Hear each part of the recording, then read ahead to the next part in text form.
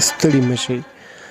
ناصر حلیمي او تاسو ناصر حلیمي یوټیوب چینل ګورئ.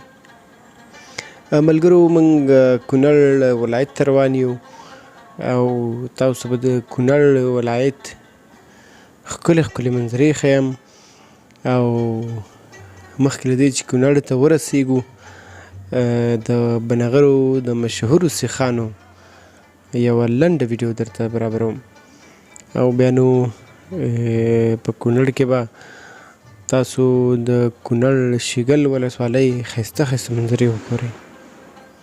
راځئ نو موږ وڅارئ.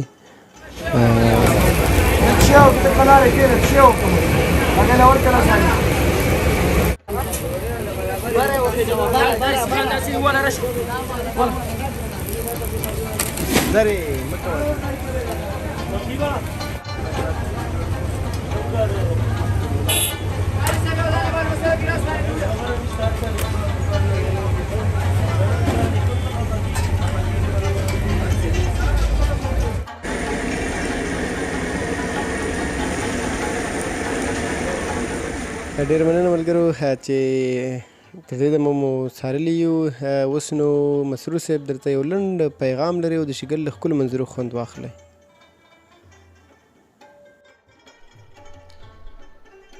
د افغانستان د ښایسته ولایتونو څخه یو کونړ دی. دا د کونړ اړوند د شیګل ولسوالۍ ده. موږ دلته د چکر او سیاحت دپاره راغلي یو. دا ولسوالۍ ښه غرونه، روان سیندونه، ښه چمنونه، ښې ورشوګانې، یخچالونه او ښې اوبه لري. زموږ ښه ساعت تیر شو. دا سیمه مو ولیده، د دې سیمې میلمه پال خلک مو ولیده، د دې سیمې ځوانان مو ولیده، د دې سیمې لوبې مو ولیدې او په دغه سیمه کې چې کوم ښوونځي، کوم مدارس او کوم خلک کومې زده کړې کوي دا مو ولیدل. زموږ ډېر ساعت تیر شو.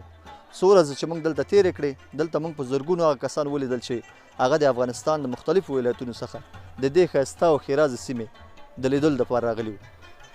دلته د سیاحت کوونکو دپاره د دې سیمې د خلکو تندی ډېر ورین ده. یعنې دوی د دوی هرکلی کوي، د دوی میلمه پالنه کوي. هر څوک چې د دې سیمې دې منطقې نه ځي د ښو خاطرو څخه ځي. نو شیګل په تاریخي لحاظ او په سیاسي لحاظ، په اقتصادي لحاظ او د سیاحت له لحاظه یو بهترینه سیمه ده. که چېرته په افغانستان کې ټولنیز ثبات همداسې قایم شي نو موږ امید لرو چې دغه سیمه به د افغانستان د ښایستو سیمو په قطار کې هغه سیمه اوسي چې دلته به په زرګونو سیاحت کوونکي راسي چې دغه سیمې خلکو ته به اقتصادي او ټولنیزه ګټه ورسیږي. نو هیله مې دا ده چې اړوند مسؤلین او چارواکي د افغانستان ښایسته سیمو دپاره زمینه سازي وکړي او دلته داسې سرمایه ګزاري وکړي تر څو د دنیا خلک، د دنیا سیلانیان افغانستان ته راسي، شیګل وګوري، اسمار وګوري، دانګام وګوري او بالاخره هغه سیمې چې ډېرې ښکلې دي او تر اوسه چا نه دي لیدلي هغه وګوري. تاسو په دې تصویر کې ګورئ چې د دې سیمې دا غرونه ډېر دنګ دي، ښه ورشوګانې، ښه چمنونه، ښه ځنګلونه لري چې په لیدو یې زړه سکون پیدا کوي او بالاخره د وطن پالنې او هیواد پالنې کوم احساس چې ده دا لا پیاوړی کېږي. ډېره زیاته مننه.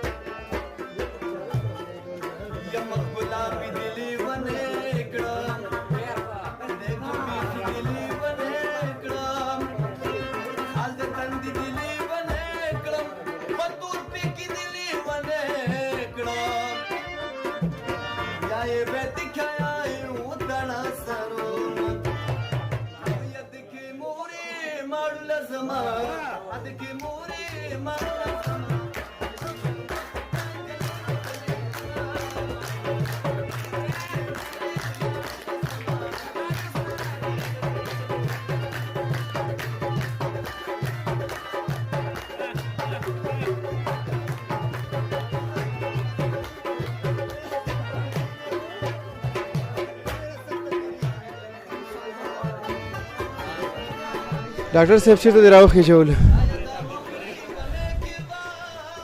مخکې لاره درته معلومه ده او که نه دا لاره ده راځئ نو اوس ګوره ورته او بالاخره سوری مې له ما مخکې دې سړک ته راورسېد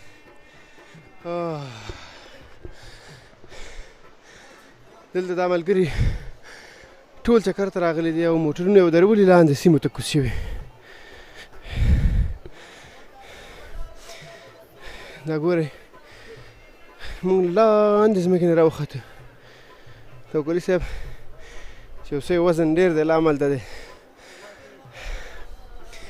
سړی په دې څومره چې په منډه راوختلی یم